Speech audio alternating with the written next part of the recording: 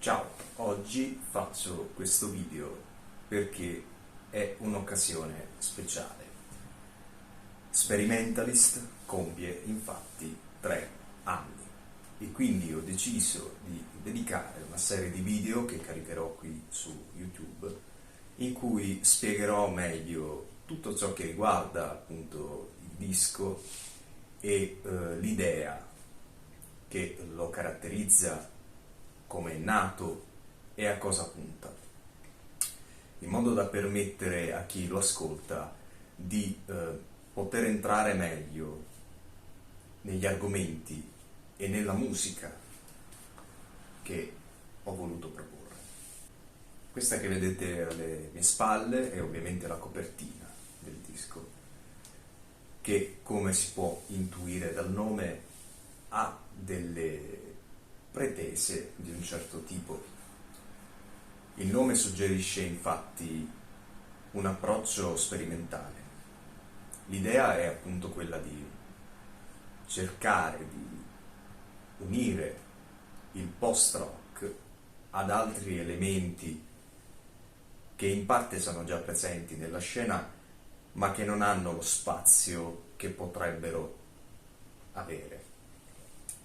Elementi come l'elettronica, la musica sinfonica, ma anche l'ambient in generale, con l'idea appunto di creare un sound alternativo che possa coinvolgere, ma anche stupire chi ascolta.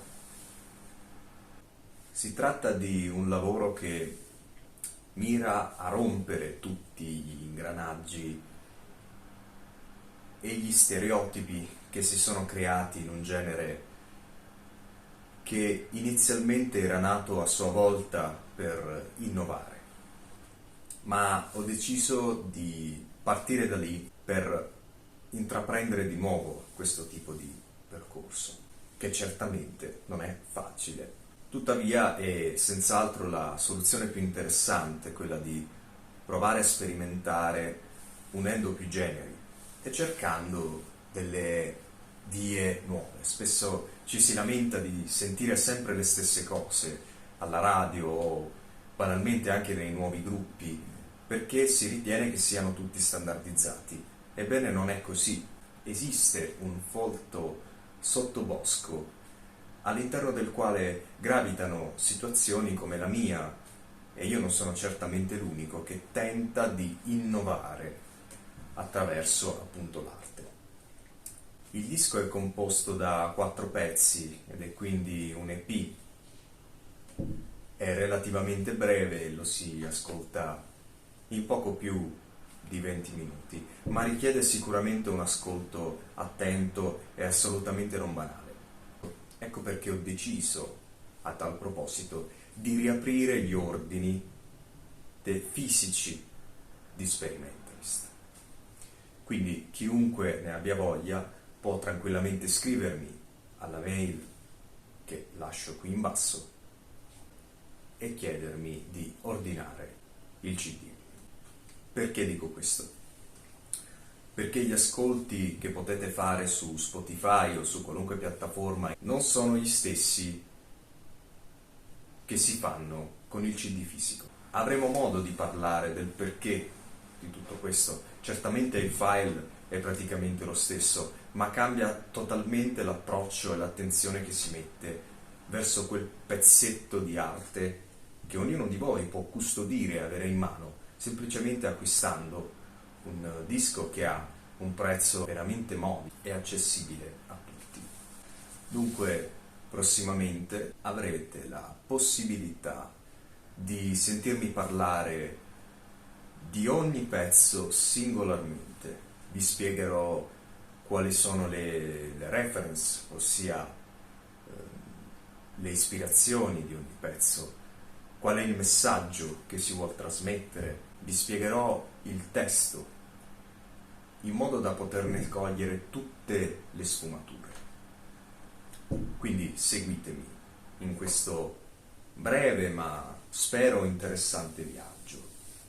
Vi do qualche informazione un po' più, se vogliamo, tecnica Il disco è uscito per la Resisto Distribuzione di Ferrara, capeggiata da Max Lambertini, che ringrazio e saluto, ed è stato prodotto da Max ma anche da Michele Cuberti, che è stato il mio produttore artistico in quell'occasione, e ci tengo a salutare tutti.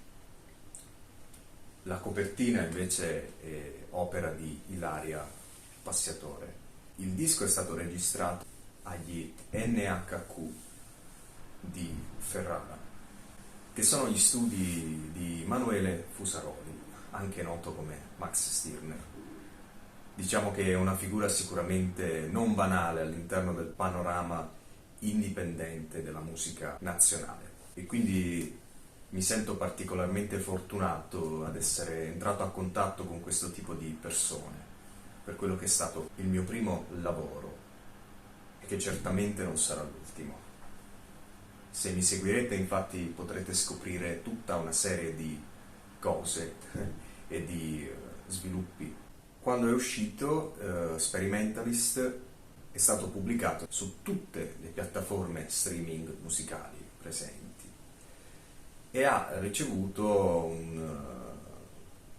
un'accoglienza, devo dire, anche molto molto buona, e da me sicuramente inaspettata, sia in termini di recensioni, le quali sono state tutte assolutamente positive, ma anche in termini di audience, di chi l'ha ascoltato e anche di chi l'ha comprato, perché in realtà decisi di fare una tiratura limitatissima di copie, un numero pari a 60 se non ricordo male, che sono andate tutte a ruba.